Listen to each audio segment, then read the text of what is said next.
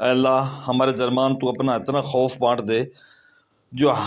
ہمارے اور ہمارے گناہوں کے درمیان حائل ہو جائے، اور ہمارے درمیان اپنی اطاعت و فرمانبرداری کا اتنا جذبہ پھیلا دے جو ہمیں تیری جنت تک پہنچا دے،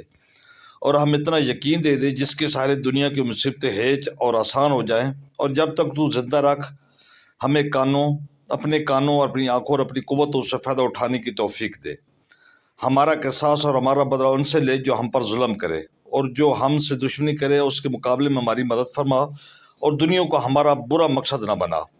اور نہ ہمارے علم کی انتہا بنا۔ ہمارا سارا سیکھنا سکھانا صرف دنیا کی خاطر ہو،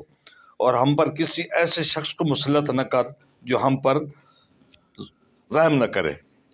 تو یہ دعا ہے، برائے مہربانی جب تک نئی حکومت نہیں آتی ہے اس وقت تک یہ دعا پڑھتے رہے، انشاءاللہ اللہ پاک کی مدد سے ہمارے ملک میں اچھا حکمران آئے گا۔